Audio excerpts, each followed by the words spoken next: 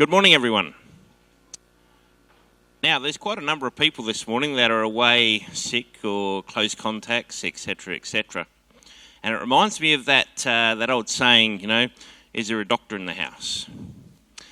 And this morning for my devotions, I was reading in Matthew 2, and some of you might be familiar with the story, where Jesus met with tax collectors and other riffraff in society for lunch.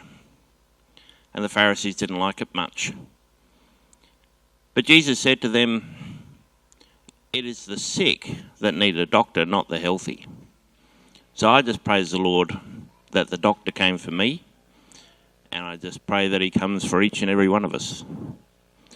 And help us to know when we've got symptoms. Let's pray. Almighty Heavenly Father, I just thank you that this morning we can come and be in your house. We think of those that cannot, and we thank you for modern technology that we can record this message for those that will be viewing it later on. Heavenly Father, I just thank you, Lord, that you have come to heal our souls. And mighty Heavenly Father, as we sing praise to your name this morning, Lord, I just pray that you would just be working in each of our hearts, Lord, just quietly working in those areas of our life where we're sick. In Jesus' name. Amen. We're going to start off by singing Victory in Jesus and then Behold Our God.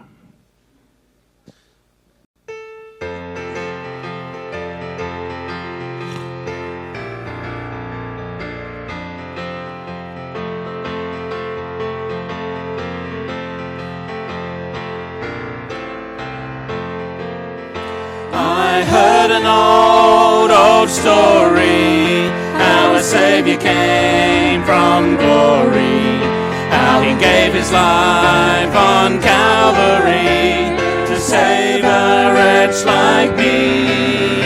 I heard about his groaning, of his precious blood's atoning. Then I repented of my sins and won the victory. Oh, victory in Jesus, my Savior forever. He sought me and bought me with his redeeming blood. He loved me ere I knew him, and all my love is to him. He plunged me to victory beneath the cleansing flood. I heard about his healing, of his precious blood revealing, how he made the lame to walk again and caused the blind to see. And then I cried, dear Jesus, come and heal my broken spirit. And somehow Jesus came and brought to me the victory. Oh, victory in Jesus, my Savior forever. He sought me and bought me with his redeeming blood. He loved me ere I knew him, and all my love is to him. He plunged me to victory beneath the cleansing flood. I heard about a mansion he has built for me in glory, and I heard about the streets of gold beyond the crystal sea, about the angels singing and the old redemption story. And some sweet day I'll sing up there the song of victory. Oh, victory in Jesus, my Savior forever. He sought me and bought me with his redeeming blood. He loved me ere I knew him, and all my love is to him.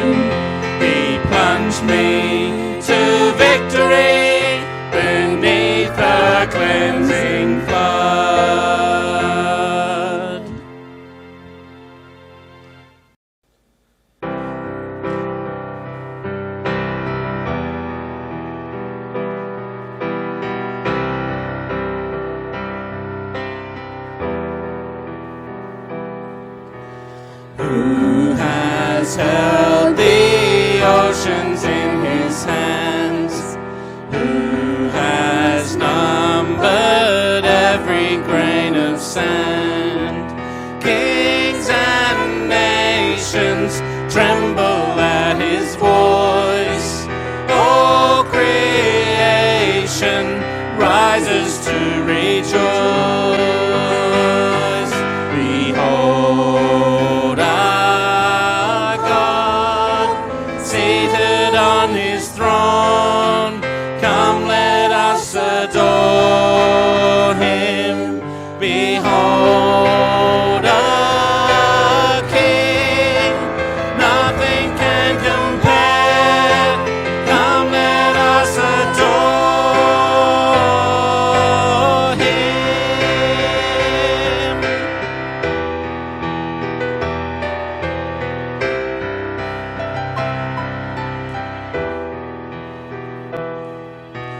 Who has given counsel to the Lord?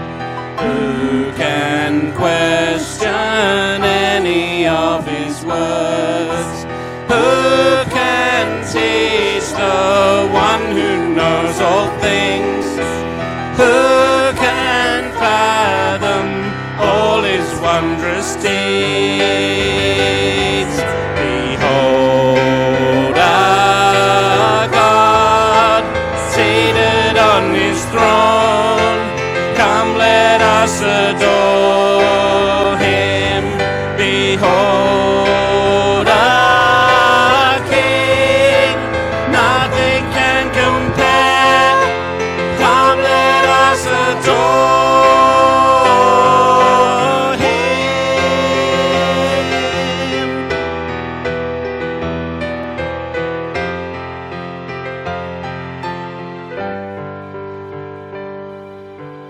Who has felt the nails upon his hands, bearing all the guilt of sinful man? God eternal, humble to the grave, Jesus Savior, risen now to reign. Behold our God, seated on his throne. Come, let us adore him. Behold our King, nothing can compare. Come, let us adore. Behold our God, seated on his throne. Come, let us adore him. Behold our King, nothing can compare. Come, let us adore him. Amen. If you'd like to turn your Bibles to Psalm 119. And Andrew is going to come and read us a word this morning from Psalm 119 before we sing Thank You for the Cross.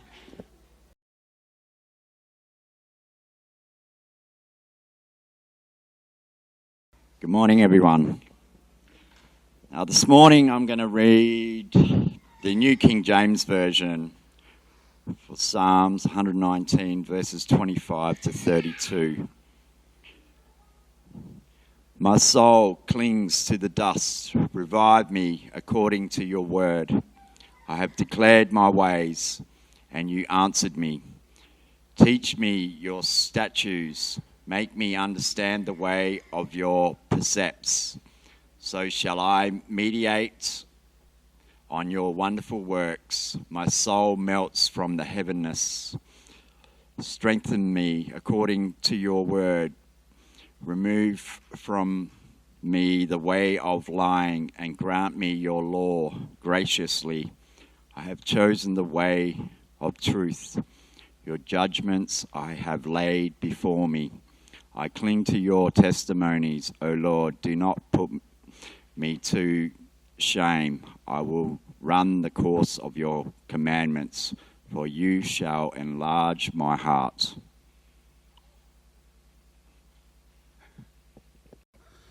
This song is to prepare our hearts for communion, for the table. That first line should set the scene. Jesus Christ, I think upon your sacrifice. As we come to the table this morning, that's what we want to be thinking about, what our Lord did for us. So as we stand and sing this, may our hearts focus entirely on Jesus Christ and his sacrifice for us.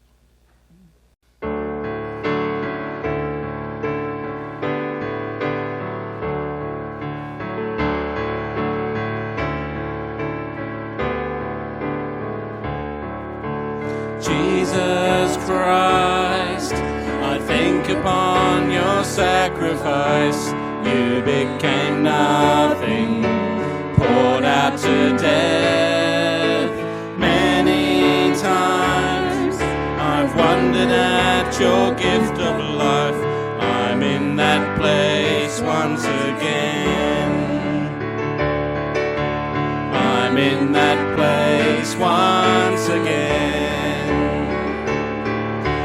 Once again I look upon the cross where you died.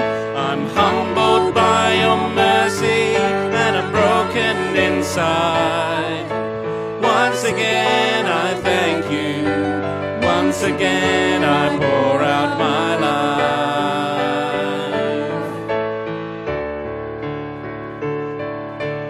Jesus Christ, I think upon your sacrifice. You became nothing, poured out to death. Many times I've wondered at your gift of life, and I'm in that place once again. I'm in that place once again. And once again I look upon the cross where you died. I'm humbled by your mercy and I'm broken inside. Once again I thank you. Once again I pour out my life.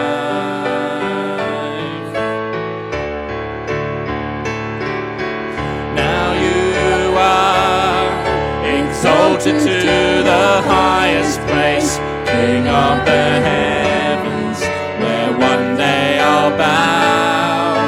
But for now I marvel at this saving grace, and I'm full of praise once again. I'm full of praise once again.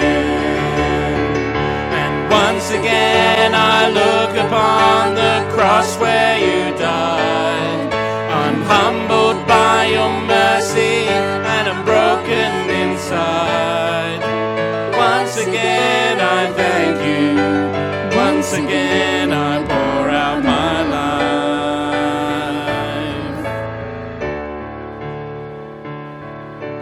Thank you for the cross. Thank you for the cross.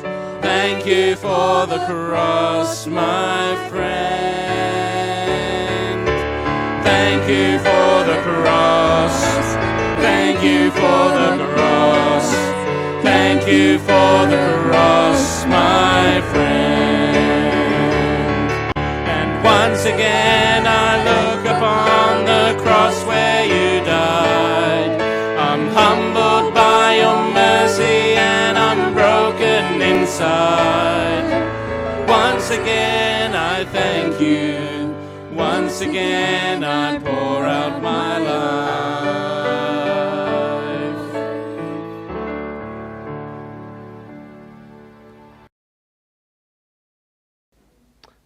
In coming to the table this morning, Ross was going to be leading this morning, but unfortunately he's unwell. I want to do, I guess, something that ticks two boxes. First and primary, We're coming to the table to remember Christ.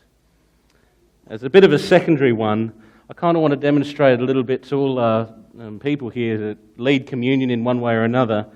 You don't have to go extravagant to remind us of Christ. If you feel like you have to say something explosive for the cross to make meaning, then you don't get the cross. I want to let that sink in for a sec. We should be able to open up these scriptures, read a verse, and be floored by what Christ has done for us and need nothing more. But we are fickle. And we have to put effort and energy and make a decision every time we come to this table for it to be meaningful to us. And so we feel the pressure that we've got to come up and say something special every time we lead communion. I want to break that. I want you to open up your scriptures to Romans chapter 5, and I just want to read 2 verses. I'm going to read these 2 verses, and I'm not going to say a thing after that. I'm going to read these 2 verses, and then it's Bailey, Andrew, where are you? And Brenda are going to come forward, and we're going to take the emblems. If the Word of God is not enough to remind us of how great a thing it is that Christ died for us, then we might have missed something. Romans chapter 5, verse 7 and 8. I'm going to read this and pray. Actually, I'm going to start at verse 6. For while we were still weak, at the right time Christ died for the ungodly. For one will scarcely die for a righteous person, though perhaps for a good person one might dare even to die. But God shows his love for us, in that while we were still sinners, Christ died for us.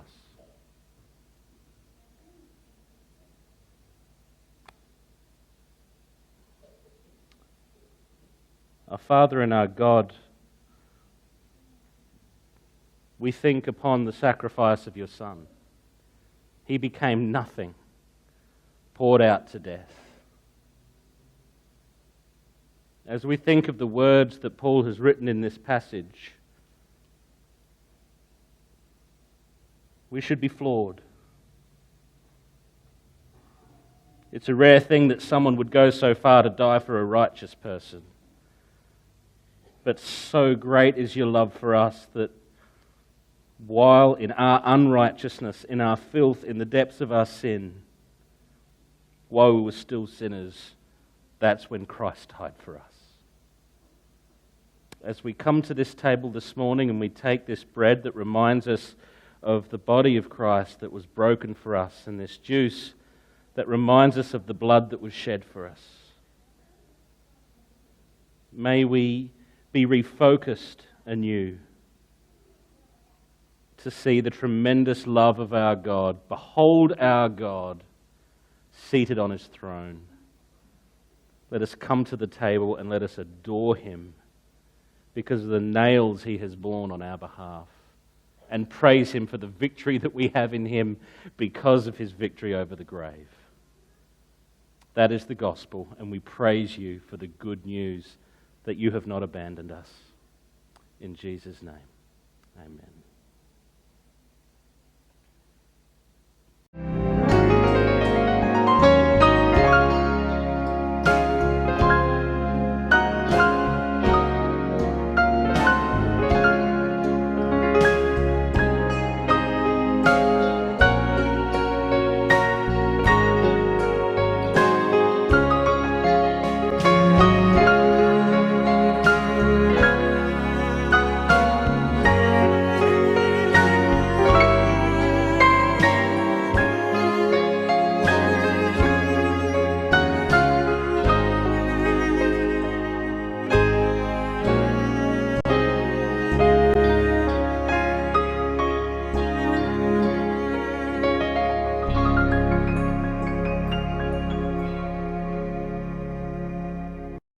Just as a reminder for our giving, our our boxes there at the back of the chapel there in the hole in the side in the cabinet.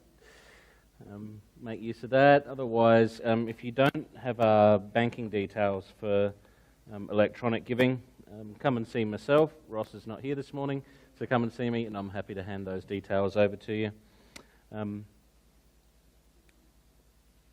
We're having a prayer morning this morning, so I've just rattled off in my mind. I'm going, do I pray for the offering? Yeah, we'll pray for the offering now, and then we'll talk about what we're going to be doing this morning. Let's just pray. Our Father and our God, we thank you that you've blessed us with so many things. And this morning we take this opportunity to acknowledge the blessings that you've put in our lives and to give some back to you. We thank you that we can participate in your kingdom in this way, and we count it a joy to give. So use what has been given this morning and throughout the week to further your kingdom, to glorify your name, to proclaim your Son in this place and beyond. And we thank you that you have called us your children and called us to participate with you in that mission. We thank you and we praise you in Jesus' name. Amen. As I said, this morning we're not having a message as such. We are coming together to pray. The kids are also starting up their kids program this week. And so what I've done this morning is I've broken up our prayer time into 4 sections, and I thought it would only be appropriate if we prayed for our kids and our children's ministries before they go out. I think it's a great thing that our kids hear us praying for them. So I've asked a couple of people if they would pray for these things this morning. I've asked Michael and Valda if they would pray, and I'm going to close off for them. And then as soon as I've closed off, kids, Shona is waiting out the back. Now, before we start, there were a few of us that came down yesterday, and there is a new installation and addition in the back hall. Kids, you're not going into the back room. You're not going into those kids' rooms. Shona is out there waiting for you, and we have mounted a TV on the wall out there. That will be your new place to go and do kids' church. Woody's Kids, whatever it's going to be called. So don't rush into the back room. Go nice and calmly when we finish praying. And Shona will be out there waiting for you. Valda, would you mind starting us off? And then Michael, and then I'll close. Heavenly Father, we think today of all these wonderful children that we have and the children that aren't here.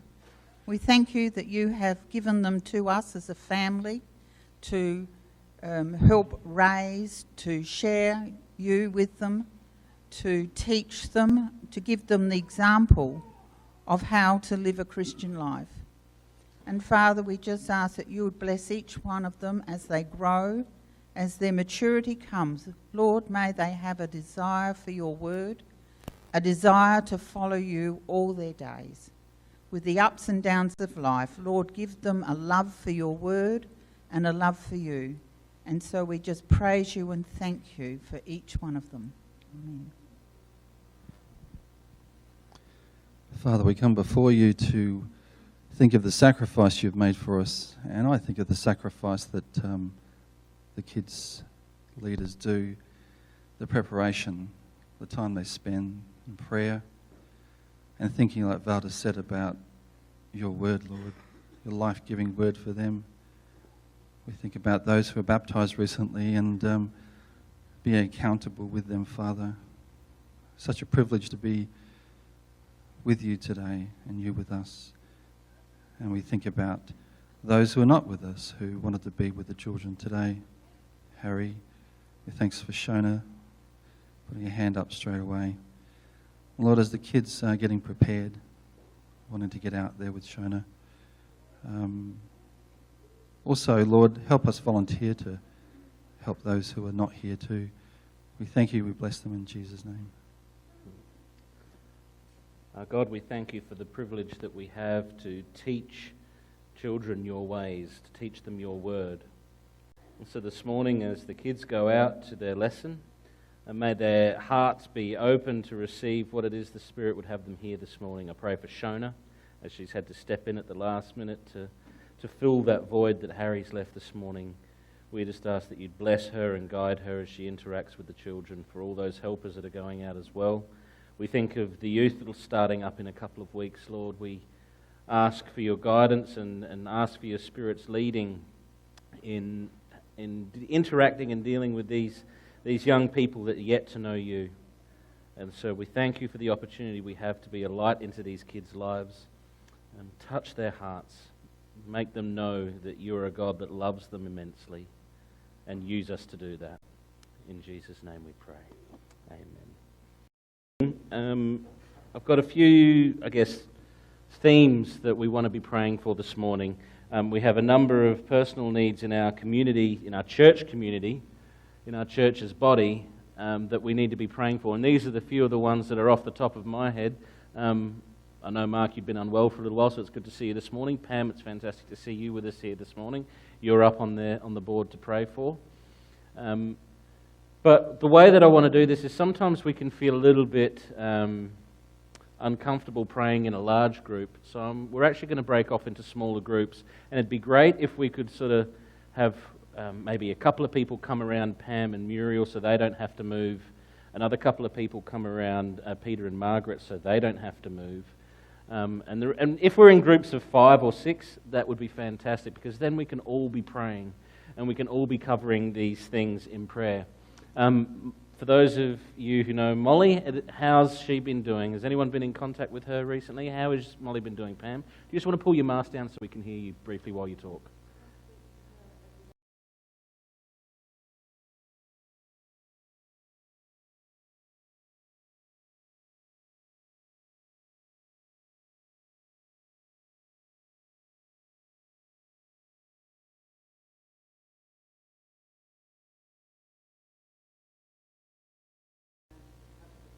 Beautiful. So we're just praying for encouragement so that she can keep her. Yeah, no, it's good. Celia and Julie are probably in a similar boat. They struggle to be here for various health reasons, but we maintain contact with them where we can. So be praying for them. Pam, we're continuing to pray for you and the things you're going through. For those of you who got the prayer chain this week, Belle's mum went into hospital Friday. There was a bit of a panic and a bit of a rather intense few hours there, but she's in hospital, she's in a ward now getting the treatment she needs. So just be praying mostly for that situation. I think Belle and I would really appreciate your prayer for wisdom to be a light to Christ to the rest of the family. Whilst Sue knows Christ, the rest of the family gets very angry that God would do this. And so Belle in particular gets the opportunity to defend her faith to her dad, to a couple of the other people close to the family, because they just see Sue's suffering as a curse, and how can you believe in a God that would do this? So Belle gets the opportunity in particular. They tend to do that when I'm not there. As families do, they open up inside themselves. So please be praying for that.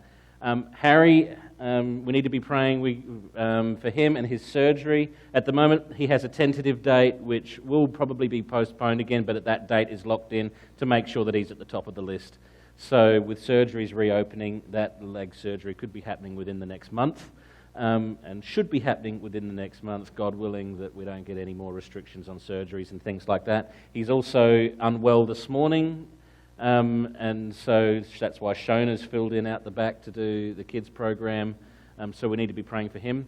I had Mark and Trevor because I knew you'd been unwell for a little while. I know your dad's been struggling. He's just recently moved nursing homes as well, hasn't he? So we need to be praying for his comfort and his encouragement as well.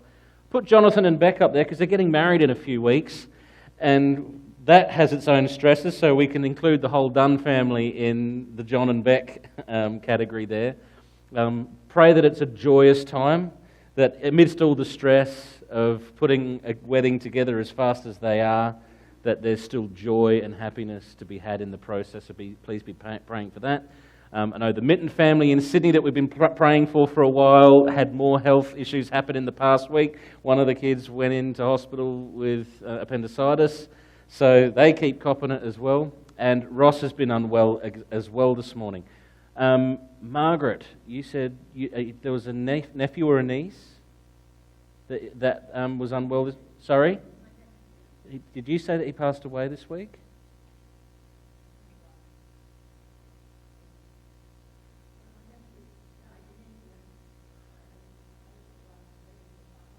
Yeah.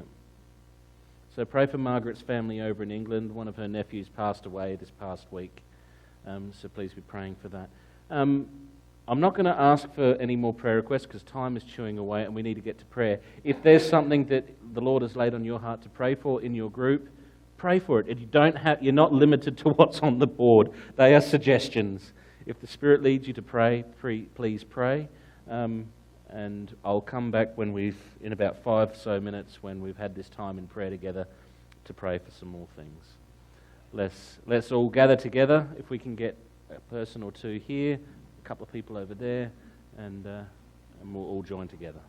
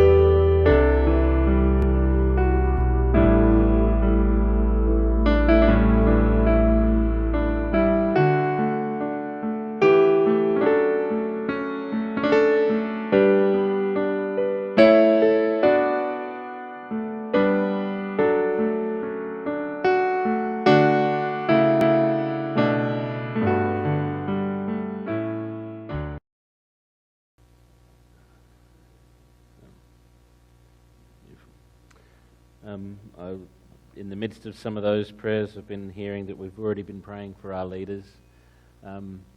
Let's just, as we come together one more time, let's do both of these together. So praying, when I'm saying praying for our church leaders, I'm not just talking about deacons and elders. We have a number of people that take on roles in various places throughout our church. I mean, Shona's out the back teaching our children. This week we have a group of youth leaders that give their time to minister to the youth that come into our church, so we need to be praying for all of those, particularly praying for wisdom and sensitivity to the Holy Spirit's leading for those things. But also, when we pray for our church, sometimes we neglect a little bit. We love praying for those physical needs because they're so tangible and very real to us. But just as important, if not more, are our spiritual needs. We live in a world where the Word of God is not valued. But we're meant to be different. And we're meant to have a passion that drives us to God's Word to help us handle the things of life. To be a testament to who God is and what He's done for us. So we need to be praying that our passion for the Word grows. We need to be praying that for our whole church body, that our love for each other develops and deepens as we seek to be a united beacon to this world. We need to be aware that our faith in Christ is not meant to stay stagnant. It's meant to develop. Those roots that we have in the cross, in remembering what Jesus has done for us, is meant to continue to develop and grow and become such a strong thing in our lives that nothing else can overtake it. We need to be having this desire for unity in our body here in this place, that when people come in, they can't believe how much love and unity there is. And in the midst of all that, we need to be encouraging each other and praying that we would continue to fight for the faithfulness that is meant to mark our faith. That we would not give up, that we would push on, that the Spirit would remind us constantly that He is always with us. So as we pray for these things, for our leaders and for the spiritual needs of our church, let's be committing our own hearts and our minds to these things as well, because each and every one of us has a role to play in these things, in these goals.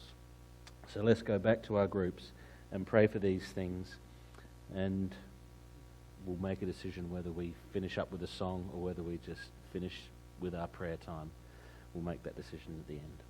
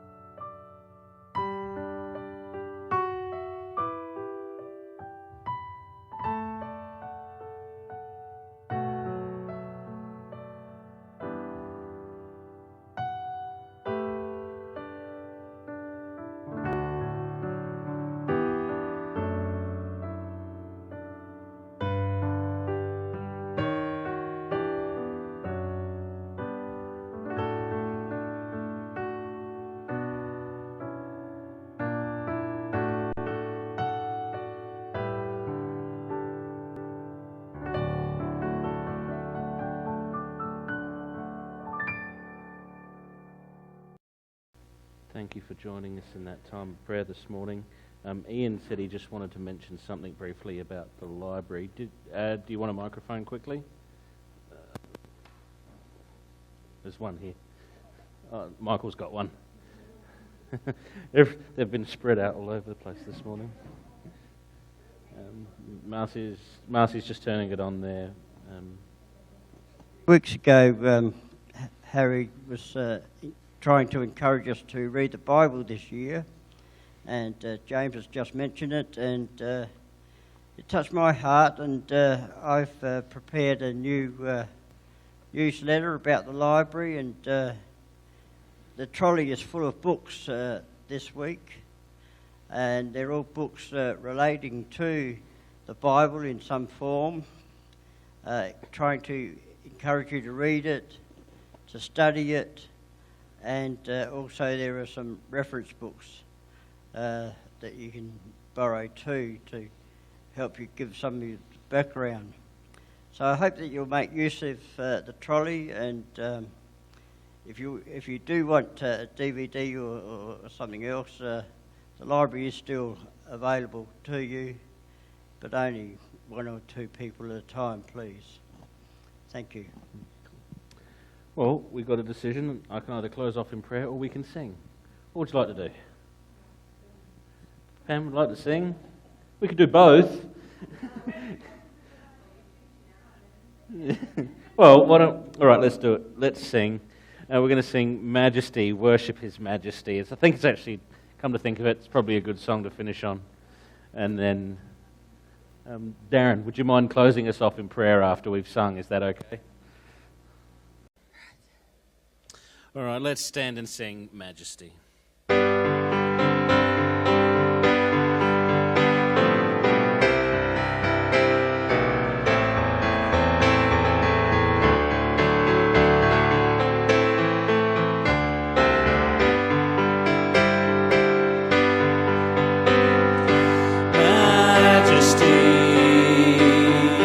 Worship His Majesty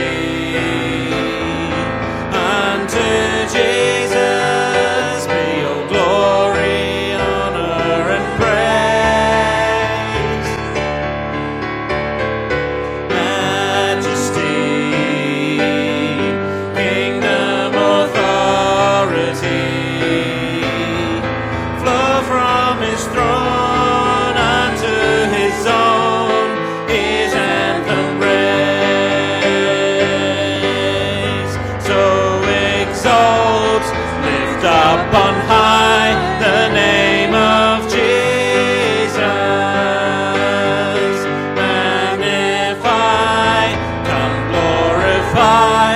Christ Jesus the King.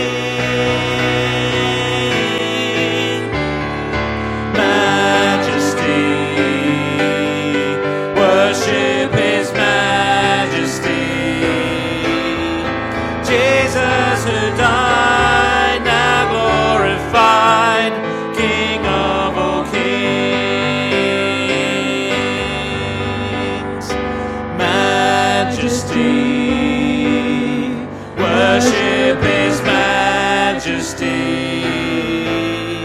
Unto Jesus be your glory, honor and praise. Majesty, kingdom, authority, flow from His throne unto His own, His anthem raise. So exalt, lift up on high the name of Jesus. Magnify, come glorify, Christ Jesus the King. Majesty, worship His majesty. Jesus who died, now glorified, King of all kings. So exalt, lift up on high the name of Jesus. Magnify, come glorify, Christ Jesus the King. Majesty, worship His majesty. Jesus who died, now glorified, King of all kings. Mighty Heavenly Father, I just thank you, Lord, that we have you. That mighty Heavenly Father, that glorious sacrifice that you made for each one of us, Lord, I just pray that you will help each one of us, Lord, not to forget that in the coming week.